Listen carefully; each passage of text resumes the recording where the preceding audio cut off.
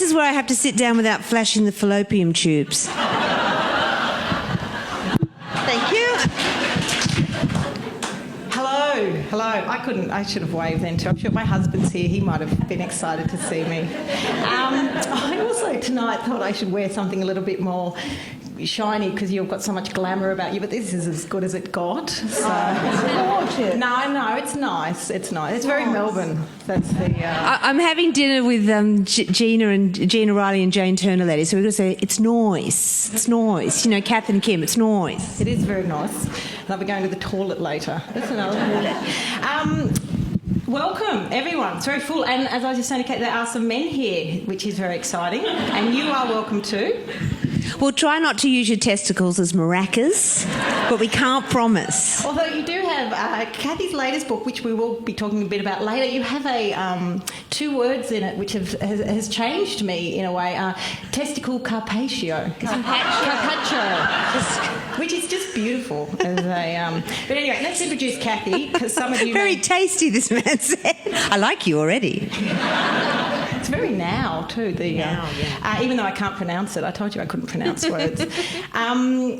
Kathy Lette. Welcome, Kathy. Kathy first achieved success as a teenager with the novel Puberty Blues, which was made into a film by Bruce Beresford and is currently being made into an 8-hour miniseries. After several years as a singer with the Salami Sisters and a newspaper columnist in Sydney and New York, she worked as a television sitcom writer in Los Angeles. Mm-hmm. Since that time, she's penned many international bestsellers, including Girls' Night Out, The Llama Parlour, Fetal Attraction, Mad Cows, Dead Sexy, and How to Kill Your Husband and Other Handy Household Hints, which was recently staged by the Victorian Opera. And for anyone who hasn't read that book, it's worth the Death by Tampon is quite a stunning moment in our literature. Kathy's novels have been published in 14 languages and around the world. Her plays include, and it's worth mentioning these titles, Grommets, Wet Dreams, Perfect Mismatch, and I'm So Happy For You, I Really Am. Kathy's also an ambassador for Women and Children First, Plan International, and the White Ribbon Alliance. And before we begin, I do need to gush. I'm trying to finish a book. I've got a few weeks to go and I'm having a breakdown. And I'm not meant to leave the house, but when I was asked to facilitate this conversation, I thought, yeah. And another thing about you that I find so exciting is you actually have an honorary doctorate, don't you? I do. And thank you for coming as you're in the middle of a breakdown. I do have an honorary doctorate. I got a doctorate from Solent Southampton University last year. And the great thing about it is it's right near... My ancestors came out on the First Fleet, the First and Second Fleet. So I'm the creme de la creme, what can I say? And also I left school at 15, so the only examination I've ever passed is my cervical smear test. So to get the honorary doctorate was so exciting. And you get a kind of floppy hat when you get a doctorate. And mine was just welded to my cranium for months. I wore it in the shower. I used to put a shower cap over it. I wore it to get the groceries every week. It was so exciting. Do you, and Kathy will be taking questions as Dr. Lette. Dr. Lette, that's right. Actually, you know how they write it? You'll love this. I'm a companion of literature. They write it C.Lit, so I'm a clit. A member of the clitorati, finally. The honorary doctorate, I think when you're a teenager, you dream of being a rock star, and then you hit your 20s and you think, I'm never going to be a rock star. And I think in my late 30s, I've been thinking, maybe I'll get an honorary doctorate, because I have an unfinished doctorate, which, that is the big white dream of all the creative types. But let's start from the beginning, or your teen years. Puberty Blues. They're making it into an 8-hour miniseries. Very exciting. Well, it's so weird to suddenly think I'm so old now. I'm archival. But I am driving around town with a casting couch strapped to my roof racks, because we've got to cast a lot of young men, young gorgeous spunk rats for the part. And I say, well, I have to see them in their budgie smugglers. I'm now a budgie smuggler inspector. And but the boys I grew up with, but you have surfies in Melbourne. You've got, yeah. Well, are there any surfy chicks here? Ex-surfy chicks? Come on, fess up. I think there's one down the back. In Sydney, if you were a surfy girl, the boys disproved the theory of evolution. They were evolving into apes. And they used to, as proof of how sexist they were, they used to get us to cut their names out in paper, sticky tape them to our stomachs, and then sunbake. So we get a tan tattoo in the shape of their names. So if ever I get cancer, I'll have a melanoma called Bruce. I'll have to have like a brucectomy to get rid of it. And they also thought sex drive meant doing it in the car. I think a lot of Australian women lost their virginity in the car. You know why? That little sign on the rear vision mirror that says, objects in this mirror may appear larger than they are. Starts to make sense, doesn't it? But they were really sexist, these guys. I mean, they were Neanderthal, it was a very brutal sort of initiation into the sex war. They called women, we were called swamp hogs or bush pigs or maggots. And if you were good looking, they called you a glamour maggot or a glam mag, I know. And the girls were just human handbags. We were sort of decoratively draped over the arms of the boys. We weren't allowed to surf. We had to sit on the beach and fetch the Chico roll and fold the towel and massage the male egos. So I'm pleased to report now that I've been, the last book I did called To Love, Honour and Betray was set back at Cronulla from the mother's point of view, raising a teenage daughter. And I researched back there, and I'm very pleased to say that the boys have finally flopped onto the shore and evolved, and the girls are surfing. So, and interesting. What happened to those men, though? The men that you knew, did they kind of? Well, a lot of them ended up on heroin and in prison and things. It was a very odd time, but yeah, very odd time. It was the best of times. It was the worst of times. So it's funny doing this series now, the mini-series. I've been reading the scripts to advise them, and I keep saying that they've got to highlight the fact that it was such a time of change then, the 70s. You know, Gough Whitlam had just been elected. Clio ran their first male centrefolds, which sent shockwaves through the male psyches of the Australian blokes. Herpes was epidemic. The what was? Herpes was epidemic. Herpes. Germaine Greer was getting women to burn their bras and cut their apron strings and stop being tethered to the kitchen sink. So it sort of, Whitlam took us sort of screaming out of the beige Menzies 50s era. So it was a really vital and interesting time. And the scripts have captured that mixture of sexism and racism and brutality and hilarity and political incorrectness. So it'll be very interesting, I think, yeah. Yeah, and today you're saying that you think that teenage boys have changed. Why do you think they've changed? I mean, why has this evolution come about? That's I think mainly because they've been raised by all these lovely women sitting here before us. They sacrifice Australian women sacrifice their boys and keep the girls. And also a key thing is not as though women are asking for a lot. What do we want? We want a man who does the odd sensitive thing with snow peas in the kitchen. We want a man who knows the Kama Sutra is not an Indian takeaway. It's quite good.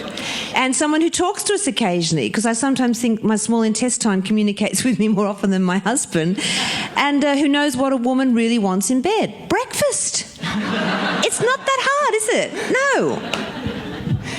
Yeah, and orgasms too. I mean, my husband's here, so I have to be careful what I say. I think he's here. It's interesting with the men. I mean, feminism. I've heard you're a feminist, Kathy. Totally, yes. And totally what, feminist. you know, why is feminism still so unpopular? What were you going to say about orgasms? Let's just get back to that. You can't throw that out there and leave it. And as I said, my husband, I get a lot of them. Oh. No, I don't. I've got two small children. I don't get that many orgasms, but he is capable of them. But... Where are you? Stand up. Let's have a look at you. We could have an orgasm workshop now.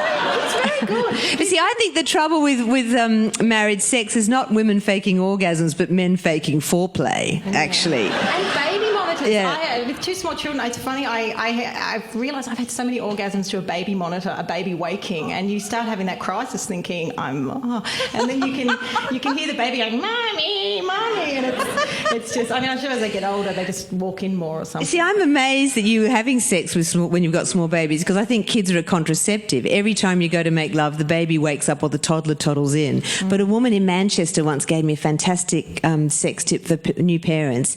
Vaseline on the doorknobs. Sounds painful, but they can't get in. It's brilliant, isn't it?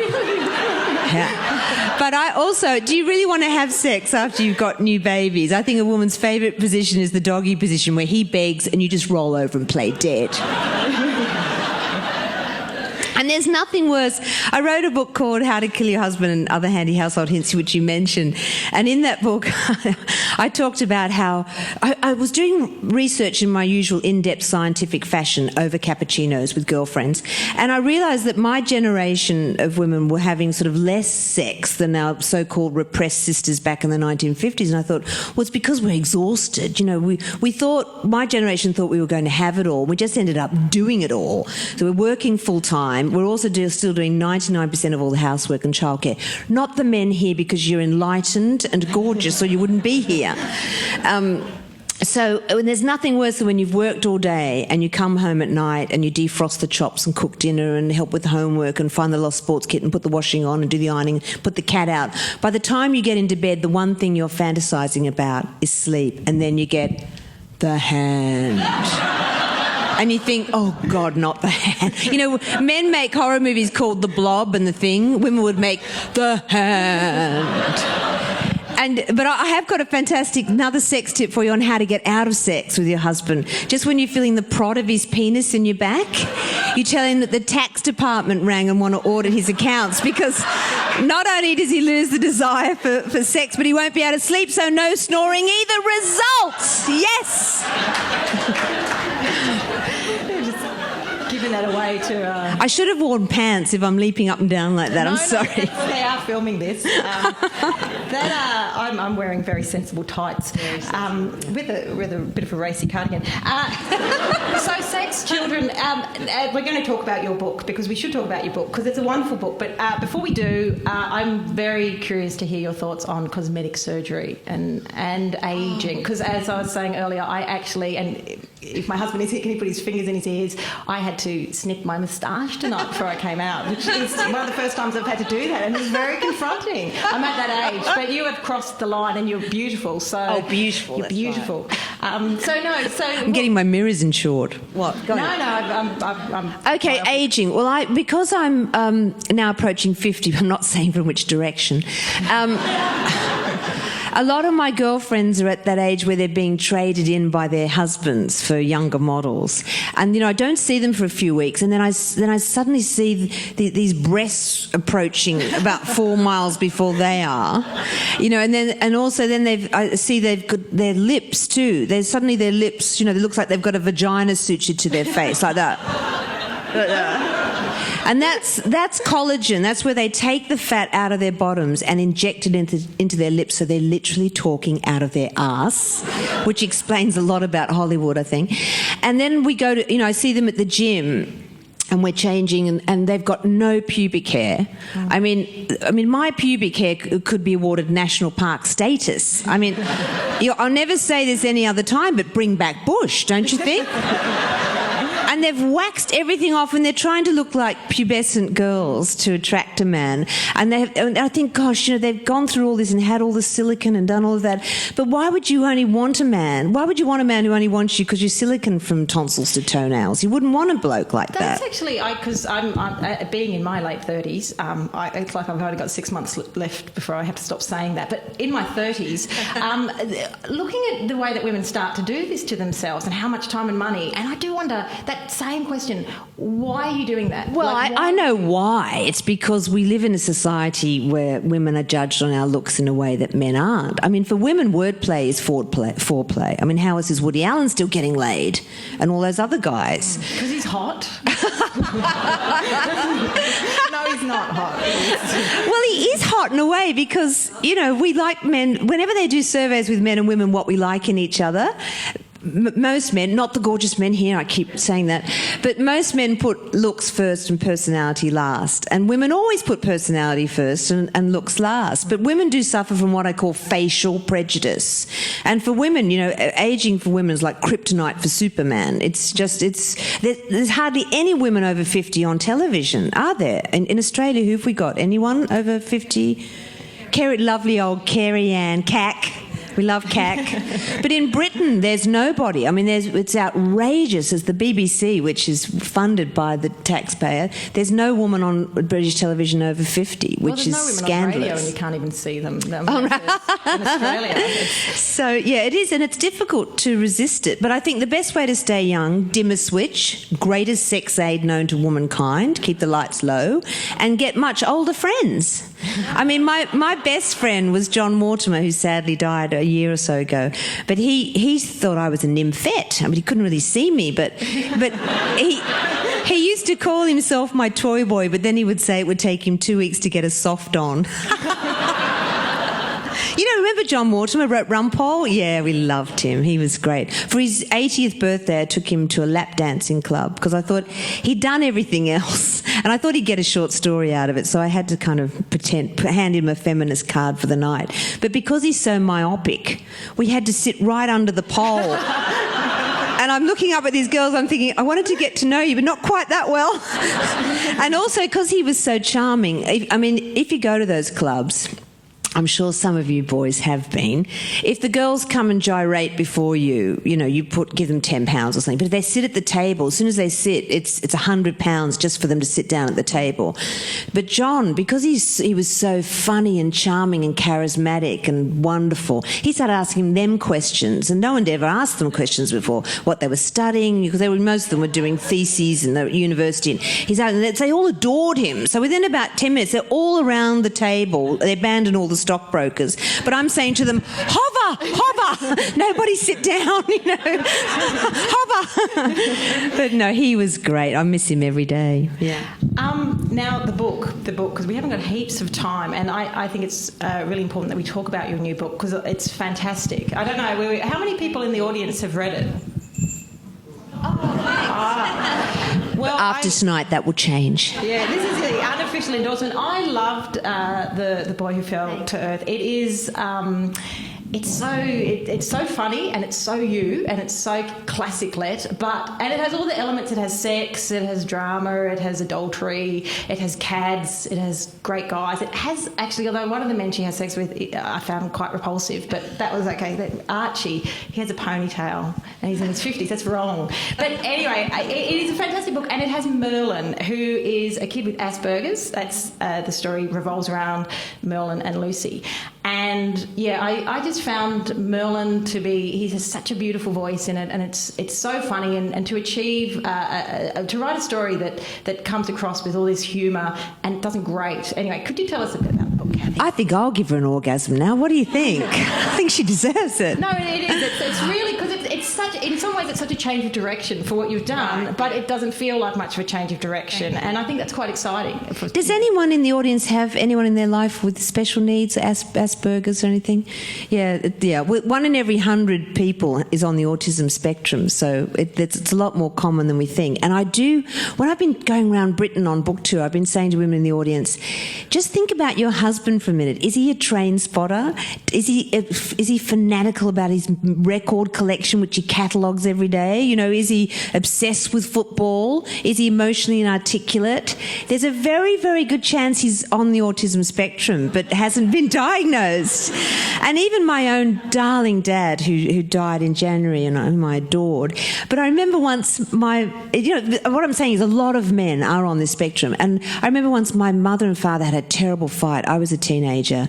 I've got 3 fabulous sisters, and they had a really bad fight, and my mother was serving his meals in silence and turning her back to him in bed, and the whole household was so sort of tense, and we were walking on eggshells. It was terrible. And by the end of the week, my mother couldn't bear it anymore, and she said, "Oh, Murphy," his name was Mervyn, he worked in optic fibre. We called him Optic Merv. And she's like, "Oh, Murphy, I just can't bear it anymore. We've just got to make up. It's just too awful." And he said, "What?" He hadn't noticed. Nothing. And see, I don't think that's that uncommon with men. Is it?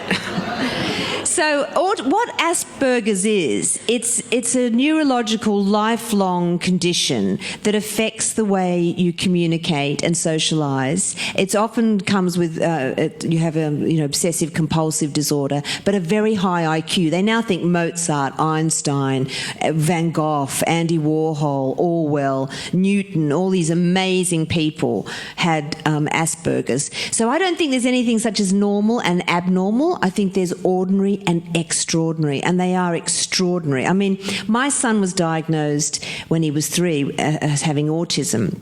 And for any of the mothers in the room who've gone through this experience, it's like a cold knife going into your heart. I mean, that's a diagnosis that drags you into the dark. And the first thing you do as a mother, your guilt gland throbs. I'm thinking, was it something I ate? Was it something I didn't eat? Should I have had the pureed beetroot like Gwyneth Paltrow and Organic Co? Was it that one glass of wine in the 3rd trimester? I mean, you torture yourself. Then you bankrupt yourself going to every medical practitioner. I hate to think how many private doctors' children I've put through university now. And then after a while you just accept that this is this unique person you have, and you start to see how wonderful they are. And the things they say, I mean, my son, when he was 5, I'll just give you some examples of what their logic's like. They have a very literal, tangential, lateral logic. And he said to me, he said, "Mum, what's the speed of dark?" And I thought, what a great question. I mean, who would think of that? And then one day I was chopping up onions and he said, "Mum, if there's vegetables that make you cry, are there vegetables that make you happy?" I mean, they're just amazing questions. But they have no social filter. They're very candid. Whatever they're thinking, they say. And I used a lot of this humour in the book. Why did you take so long to write this book? Oh, well, I took so long because I've never mentioned in the press that Jeff and I have a child with Asperger's, because I didn't want to invade his privacy, and I waited till he was 21, and then I wrote this book. Just came pouring out of the end of my pen, and then I thought, well, I'll publish the book and I won't say that it's based on personal experience. But then a journalist asked me at Christmas time, from the Woman's Weekly actually, isn't it true I had a child with Asperger's? And I thought, well, I'm not going to lie. If it looks as though I'm embarrassed. I'm so proud of him. He's so wonderful. So I asked him, and he loves the book and he's thrilled. He thinks anything that can destigmatise Asperger's and can also encourage people to be more sympathetic and less judgmental of eccentricities and idiosyncrasies can only be a good thing. So with his blessing, I am talking about it for the first time.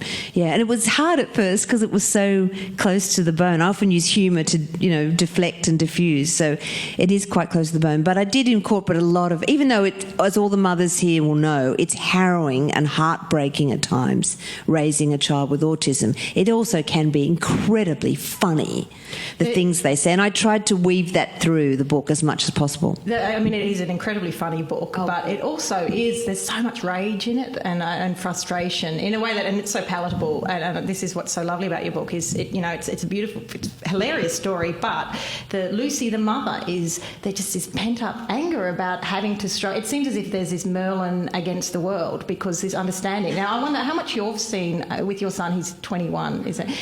What you've seen change in the last few decades? Because I think 10 years ago I've heard about Asperger's, but a decade ago I wouldn't have heard about Asperger's, and I'm sure most people in the audience wouldn't have heard about Asperger's. And it's a very, and we are now talking about it. I think it's where dyslexia was. I mean, I'm sure when you're at school, all those dyslexic kids were just told they were stupid and all of that. Well, I think Asperger's is like that now. People are starting to understand more about it. But it is frustrating because they set up, it's expensive to educate a child who has special needs, so that they set up all these kind of bureaucratic speed bumps in your way to stop you getting help, and it is very, very hard. But they're unique people, and if we could educate them with early educational intervention, they could contribute to society in the most wonderful way. I mean, Steve Jobs was definitely on the autistic spectrum. Bill Gates is for sure. So they've got a lot to offer if we can just utilise that. But as I said, I mean, it is very funny, but it can be a bit dangerous too, the way these kids think. Because I remember once my son, I was going out, he was about 13, and I said, "Oh, Jules, when you go out, make sure you lock the house up, because I don't want the burglars stealing my jewellery." And when I got home, the house is open, windows open, and I said to him, "Jules, why didn't you lock up?" And he said, "Why would men want jewellery?"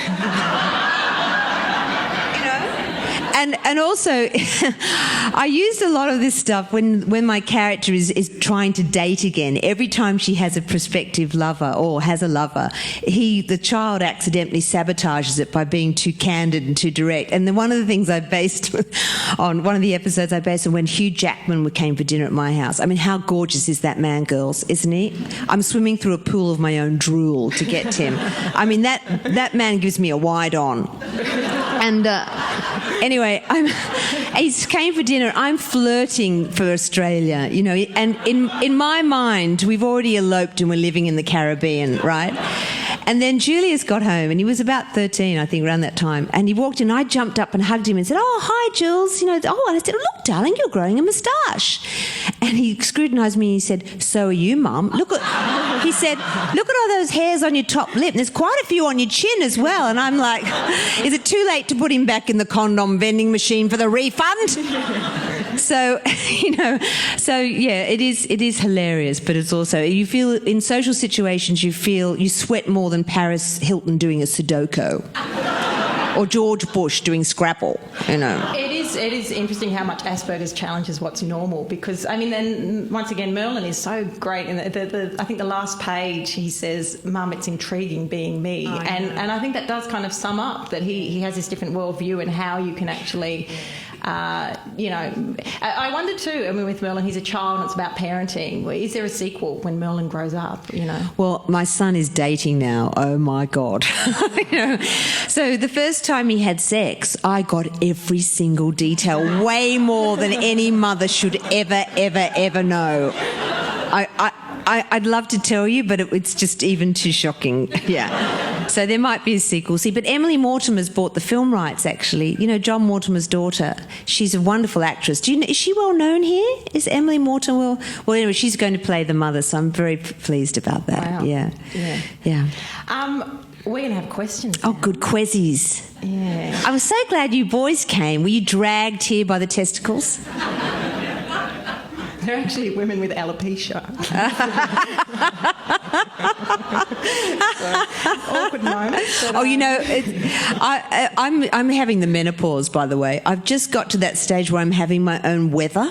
Isn't it? I've decided God is definitely a bloke, isn't he? All the things you go through, from the period cramps when you're taken hostage by your hormones once a month, then the kind of the pregnancy where everything swells, and then the childbirth where you stretch your vagina the customary 5 kilometres.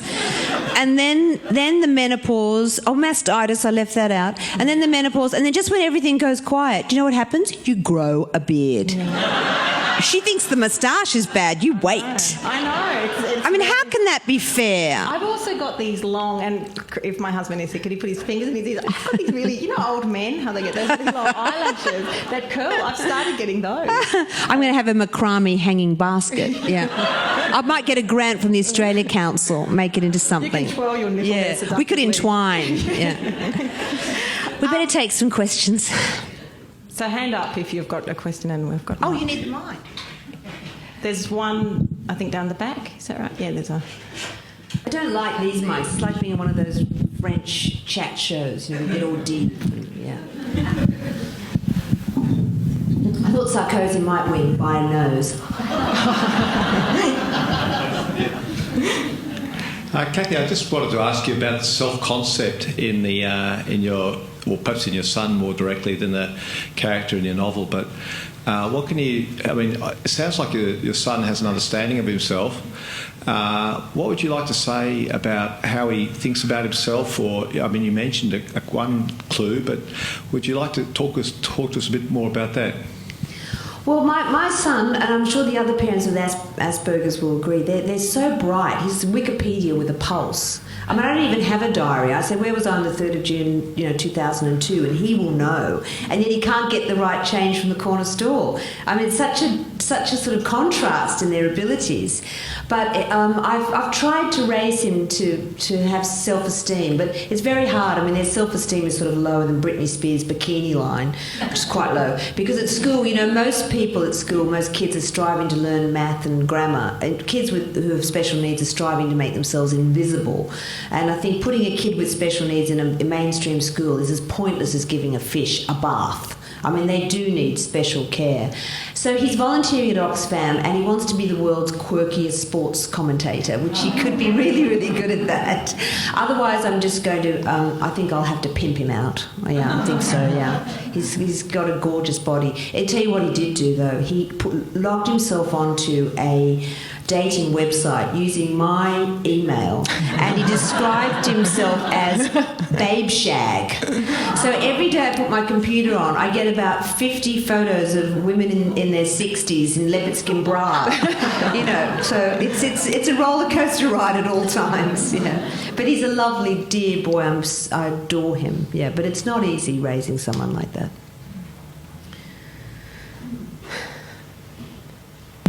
Kathy, I just like to acknowledge you. Hi. I just like to acknowledge you. I just think you're absolutely inspirational, wonderful woman. Thanks. Absolutely. Thanks. So it's actually, I feel so privileged to be here. Darling. Can I just say, aren't you women friends, you human wonder Yes. bras? Uplifting, supportive, and making each other look bigger and better. Especially Australian women. Yes, I exactly. just think Australian women are the best. Well, we totally get you. You know, totally get you. It's Thanks. fantastic. You're just wonderful. But I just wanted to also acknowledge you for marrying a fantastic man like Jeffrey Robinson. Because being an Australian woman, it is difficult to find men You might find one tonight. of such intellect. And so I give you, 100 points for that. He does have a big throbbing organ. Yeah. The only place where size does count. Don't you think? But I wanted to also ask you about what you thought when you come back to Australia and you see the political situation as it is and how you feel about, it is fabulous having a woman Prime Minister. I don't know how she's doing. I sort of despair sometimes. But I just wondered your thoughts on our political landscape here. Well, I wouldn't comment too much because I'm not here, and Australia never gets into the British press unless a large creature eats a backpacker. That's about it. But I loved what Julia Gillard said to Obama when she said to him, "You think it's hard being America's first black president? Try being an unmarried, atheist, first female leader in Australia, how difficult that is." And I'm sure she does cop a lot of misogyny. But yes, I just love coming back. Australia's the best place in the world, I think. I'm trying to get deported. I'm going to kill a corgi. I thought next time I'm at Buckingham Palace, I'm going to wear really high shoes and accidentally impale one, and then they'll have to put me in the tower and send me home. But the funny thing is, I'm quite irreverent about the royal family all the time. I always talk about Prince Charles wanting to be a tampon. Do you remember that? Do you remember that? And I thought it summed up his entire life. It was a metaphor, always in the right place at the wrong time. And I'm so rude about them always. You wore the tongue in cheek. I wore the outfit. corgi. Yeah. When I was doing the royal coverage for Channel 9, I rang one of my girlfriends in the Shire in Sydney and said, "Can you whip me up a little corgi frock? I want corgis on it wearing tiaras with diamantes." So she, being a shy girl, ran it up overnight. Posted it. And I wore it for the royal coverage, but just before Christmas, remember the Queen came out here last year? She came to Melbourne, didn't she? Anyway, she had a little soiree at Buckingham Palace, and all the Aussies went down. And I was typing away, and I suddenly thought, "Oh God, I've got to get down the palace." I thought, "What will I wear?" And I thought, "Oh, I've got that corgi suit, because it's not very often you can wear it, And I whacked on the corgi suit. I got down to Buckingham Palace, and I thought, can you imagine? I would have spent all day hiding the silverware because the convicts were coming, But I got in the Buckingham Palace, and everyone was meeting. The Queen met about 300 people, and she was bored Richard, and she's Hugh Jackman and Elle Macpherson and Rolf Harris.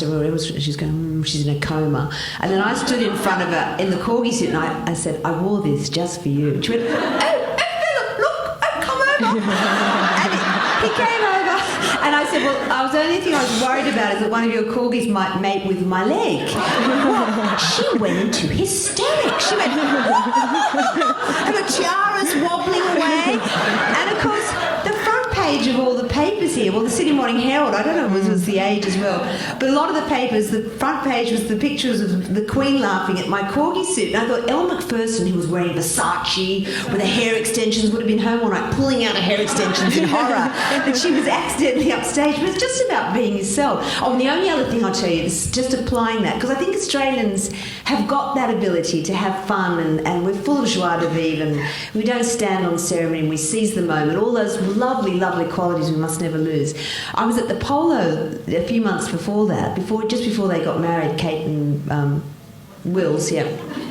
Anyway, and someone took me to the Polo, and Clarence House rang me up and they said, "Oh, we can see you're coming to the Polo. Would you mind presenting the cups to the princes?" They were very low on any celebs that day. I'm thinking, well, it's a case of mistaken non-entity, but yes, you know. So I'm at the Polo, and there's the princes. At the Polo, I don't know if you've ever been, there's 4 on each team. And I said to the organiser, "What do I do?" And he said, "Well, when he approaches, you just kiss the prince on the cheek and present the cup." Oh. So Prince William's walking towards me. I could see he was also really bored. So I thought I'd have a bit of fun. I said to him, "Apparently I have to kiss you. Do you want tongue?" And Prince William goes, "Oh, perhaps later." and then Prince Harry came up next, and Prince William went back and told them all. They're all killing themselves laughing. He came towards me and I said, "I have to kiss you. Apparently, do you want tongue?" And he goes, "Oh yeah!" And he pashed me, and I rode him piggyback, around the paddock and everything. And I thought later, everyone treats them like porcelain princes, and they so just want to have a bit of crack and a bit of fun. So that's why they like coming out to Australia. And a pash with you. And a pash, darling, yes, where these lips have been. What's it like being an Australian in England for so long, and a celebrity? You get away with murder. You can get away with a lot because they just think, "Oh, poor little Antipodean, she can't help it." So you do get away with an awful lot of mischief. Yeah. Mm. Hi, Kathy. Hi. Hi. Thank you so much for tonight. Oh, pleasure. I've enjoyed so many of your books, and I'm wondering how consciously have you developed your writing style of puns and metaphors, and it's so catchy and infectious. It sounds like herpes. But see, I think I just write down the way women talk when there's no men around. I mean, that's all I basically do. It's just girl talk on the page. Sorry, you can finish your question. No, I think your writing just, your sentences just flow in a way. It's again that same sort of metaphor you were just using then, but it's more about puns and the witty comments in each sentence. Yeah, well, see, I love puns and wordplay. I mean, good enough for Shakespeare, good enough for Chaucer, good enough for us. Do you wish you could patent them, though? Because you are very funny. And I'd come across your quotes a lot and think, "Oh, that is Kathy Lette." You know, and if you could get, even 25 cents every time you... I mean, there is no way to do that, is there? No, not really. But I just write because it's cheaper than therapy. I mean, what else would I do, But I've run out of material. I've actually cannibalised my entire life. So I told my husband I have to have an affair to get some more material. He says he should have the affair because it will give me more angst, hence a better book, that bastard. But I am looking. If any of you boys are good at pillow talk, come and see me later. But see, this other lady said it must be great being married to Jeffrey. But let me tell you, being married to a human rights lawyer, I mean, it sounds glamorous, but you can never get the high moral ground. Because when we first had a baby and I'd say to him, "Come in here and change his nappy," and he'd say, "Well, I'd like to, but I have 350 people on death row in Trinidad." What could I say? Although after a year I started saying, "Oh, let them die." And after the second baby I was like, "I'm going to go there and kill them myself." Human rights begin at home. Hello, Kathy. We went and enjoyed the Victorian Opera's version of your book. What did you think of it? Oh, it was so exciting. I love the Victorian Opera. They turned the How to Kill Your Husband into an opera. And it's the first opera in the history of the world where the women live and the men die. We're now in the Guinness Book of Records. And it's coming to England next year, which will really shock them. So I thought they did a really good job. I thought the music was sensational. I thought how they truncated the story to fit the timeline was good. I would have preferred if they'd let me, put a few more one-liners in and kick the libretto up a bit. But when it comes to England, I am going to doctor the libretto a bit. But I thought they did an amazing job. It was so exciting. Barry Humphries was my hot date that night because he's my neighbour in London. He lives directly behind me, right? Our houses back onto each other. And whenever he gets home from overseas, he emails me and says something like, "Kathy dear, I'm poised at your rear entrance." But he came with me that night, and I think he was absolutely gobsmacked because there's a death by tampon. My father came, and I thought, what should I warn him about first? The death by tampon, the bondage, or the dog sex, or the singing vibrator? And, in the end, I just didn't let him wear his glasses, so he couldn't read the surtitles. But it was really exciting. I love the Victorian Opera. Yeah, it was wonderful. Hi, Kathy. I think I'm actually the youngest person here. This whole night has acted as a contraceptive for you, hasn't it? I know, no. I read Puberty Blues when I was probably about 12 years old, so I devoured it. I can't imagine how many times I read it. And I think what's great about it is just sort of... I can relate to it. I can't say too much because my mum's just there. But I didn't lose my virginity in the back of a panel van, but I did on the town beach, so pretty close. But what I want to know is, you were best friends with Gabrielle Carey when you wrote the book. Do you still keep in touch with her, or, like when you come out here or not? No. We just drifted apart. But I think those intense teenage friendships are like that, aren't they? I mean, we all had those girlfriends where you shared everything. It'd be kind of odd to still be psychologically Siamese twinned. So no, our lives are very, very different. But yeah, no, I really wish her well. Yeah. So I'm the mother. Excuse me, it's a case of designer genes because you're both gorgeous. Thank you. Maybe a little bit personal, but in regards to how you met Jeffrey. Is it a funny story? Well, you tripped up or he picked you up? Or? Well, I met him. Remember he used to do those shows called The Hypotheticals? And I was a guest. I actually sat in for Kylie Minogue, who couldn't go. And so they asked for some, they said, someone get me some other motor mouth who can be vaguely witty. So he now thinks that if Kylie had been there, he'd now be married to her. And I'm like, in your wet dreams, Robertson, hello.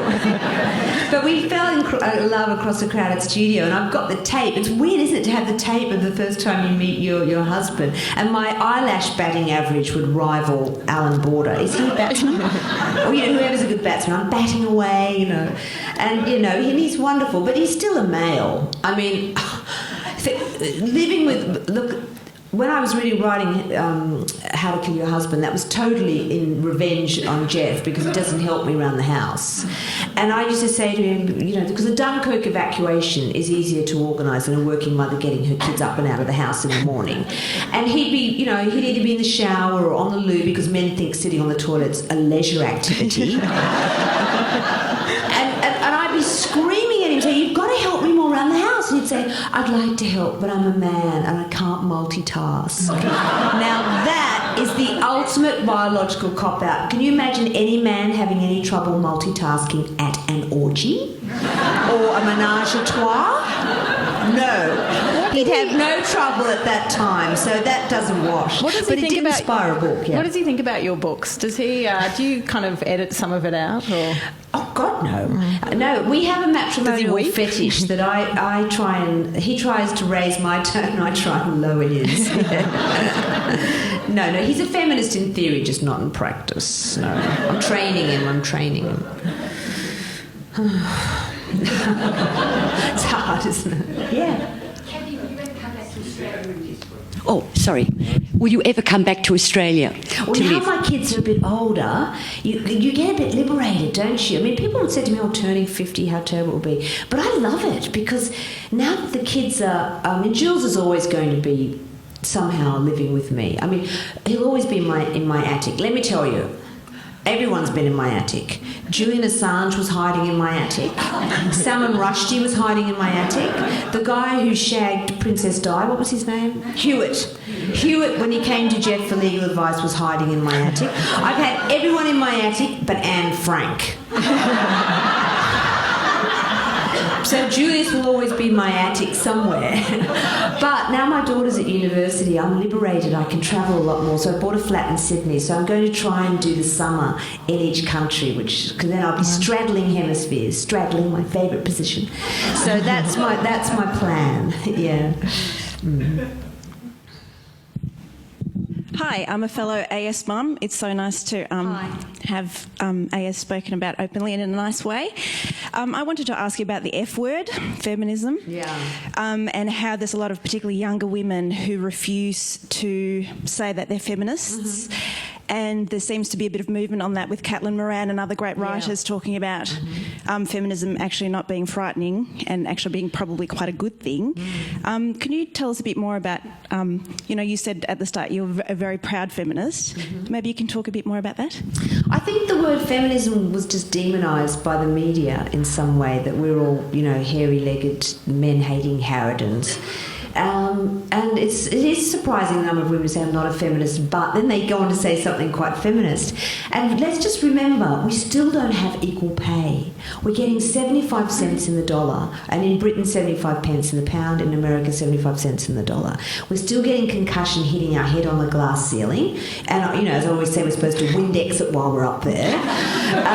So I do think any woman who calls herself a post-feminist has kept her wonder bra and burnt her brains. We still have a long way to go, and that's just in the West. I mean, in the developing world, a lot of the charities I work for are helping women in the developing world. Gosh, one woman dies every minute in childbirth. I mean, just get your head around that. And, of course, if the woman dies, it's the oldest daughter who's taken out of school and put into prostitution or domestic service. Women are fed last, fed least. I mean, it's definitely still a man's world. So I think we have to still, take to the barricades a bit and fight for our cause. Yeah, and also you have to always be vigilant, because a lot of the rights that we've won, like the right to abortion, etc., can be quickly eroded. In America now, they're trying to erode women's right to abortion, and they're trying to make it harder to get contraception and all that in some of the Republican states. So you really have to be on the guard. And I think we just need a new name. I think we should be rebranded. I think we should call ourselves, as we said before, the clitorati, something like that. Feminists, though, it's interesting, because I think feminists have always, the idea that young women don't want to be feminists. I don't think young women have ever often wanted to be feminists. I mean, even in the second wave, very few women actually wanted to do that too. It's like, I don't think feminism has ever really been that popular. And I mean, in the 90s it got popular, and that was a bad thing, because we had the Spice Girls, which was girl power. But I don't know, my daughter's 19, she's fabulous, and she calls herself a feminist. So I think there is a new wave of younger women coming up now thinking it's time that they really did fight for our rights. My daughter is, she's at... Okay, you've all raised teenage daughters, a lot of you, I'm sure. It's like living with the Taliban, isn't it? You're not allowed to laugh, sing, dance, wear short skirts. When she was a teenager and I was going out, I'd creep down the stairs to the front door. I'd be wearing a pink leopard skin miniskirt. I'd get to the door and I'd go right here. And she'd say, "What are you wearing? Go back to your room. You're not going out dressed like that." But now she's fabulous. Now we're through that. She's 19 and she's at university. She's studying. She's now a Marxist. She just sits at home reading Marx. And the other day I was at the Savoy, because I used to be writing in residence at the Savoy, best gig ever. And they've given Stephen Fry and I a magic silver pass that we can take our friends for champers at the Savoy and take our friends for dinner there for free. Whenever you're in London, Facebook me and I'll meet you, because I think they thought I'd go once every 3 months. Well, hello, I strung a hammock up in the bar. And the other day I was, can you hear me? Yeah, the other day I was in the front window of the Savoy having drinks with my girlfriends, all the funny girls. Sandy Toxvig, do you know her from QI? Ruby Wax, Joe Brand. We're all having drinky poos in the window. And I saw the students marching down the Strand, and Georgie had been up all night painting banners against the Tory cuts, And I rang her and said, "Oh, George, you're all walking down the Strand." I said, "Bring the kids in, pop in for a glass of champers in the Savoy." And I heard her saying to her friends, "Look away, look away." It's like the socialite and the socialist. Yeah. But anyway, I forget what your question was, but we've gone on a tangent. Yeah. Feminism, that's right. Yeah. Hi, Kathy. Thank you very much for this evening. I just have a question around feminism, I guess it is that I guess I'm 45 years old, but I pushed. Looking good, girl. Thank you. But I pushed and I worked hard and worked with a lot of volunteer groups and stuff with children. But the cause of the whole feminist thing, I think that started through Germaine Greer, and the younger generation actually went to the same school as her, that I guess I forgot about who I was. And so I didn't end up being a nurturer and having children because there was so much to do. Sure.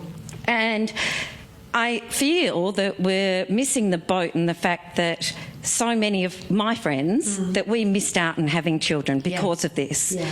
And I just don't want to see this next generation go through and miss having the most extraordinary thing that could happen in your life.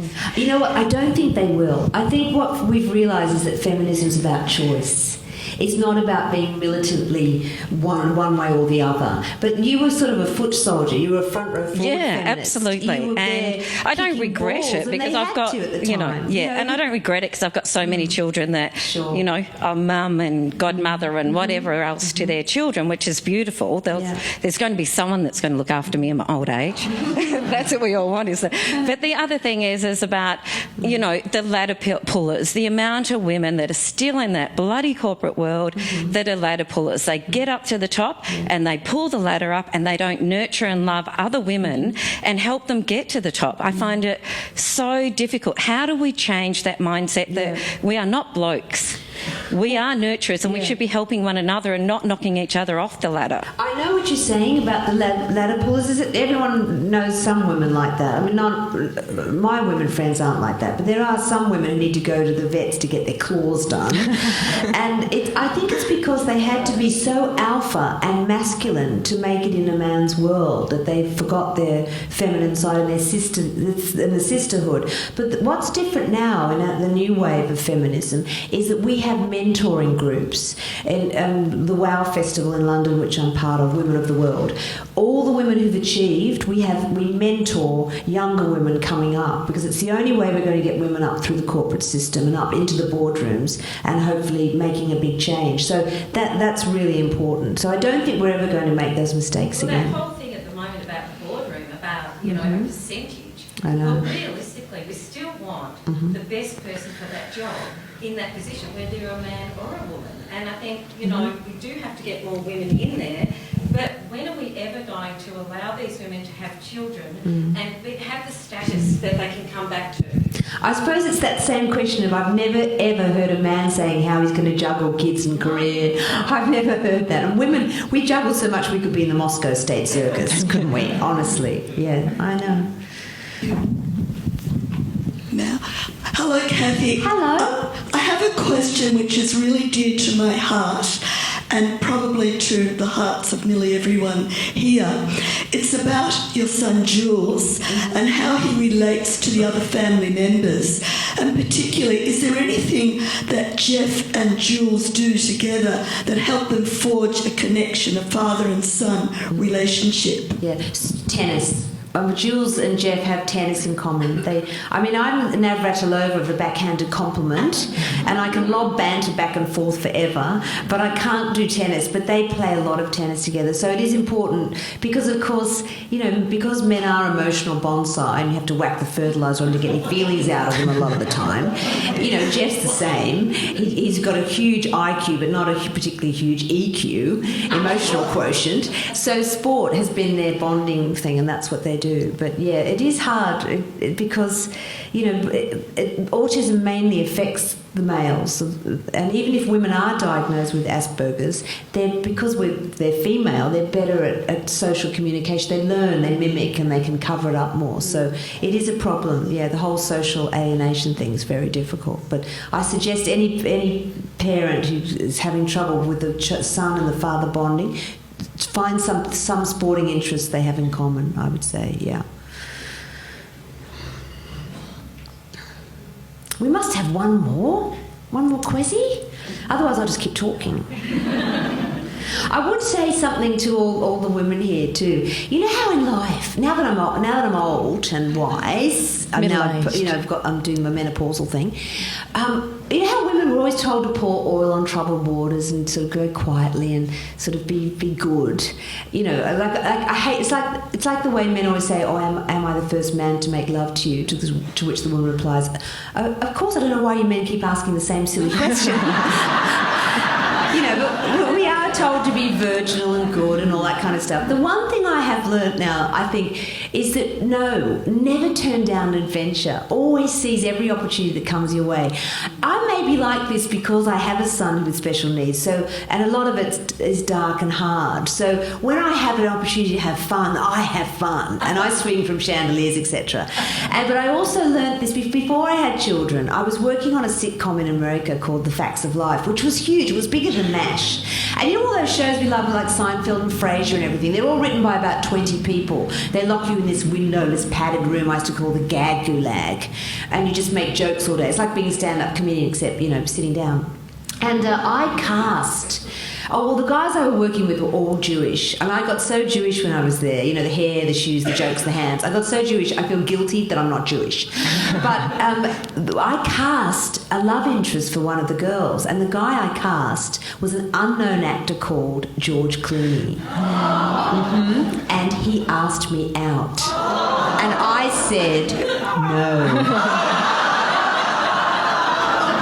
I said, I'm a writer. I don't go out with actors. You put other people's words in your mouth when you never know where they've been. Yeah. Maybe he's telling that story now in America. Years later, I'm in London. I've got 2 small babies. I'm covered in vomit. I haven't slept for 4 years. I'm married to Jeff. One of my writer friends was visiting me from LA, and ER's was on in the background. I'm going, oh, look at that Dr. Ross. Isn't he gorgeous? You know, I'm drooling over him. And he goes, but that's the guy you cast as Tootie's boyfriend. That's the guy who asked you out. But that's George Clooney. And I just went...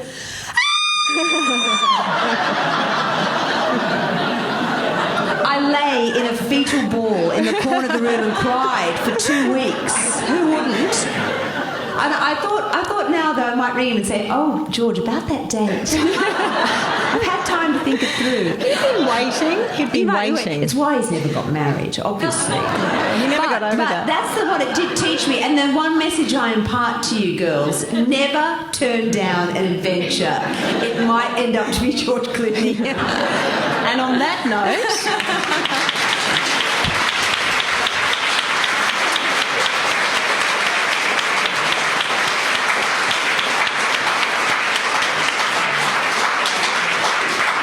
Thank you, Kathy. And Kathy is going to be signing her book, which is highly recommended, 5 stars.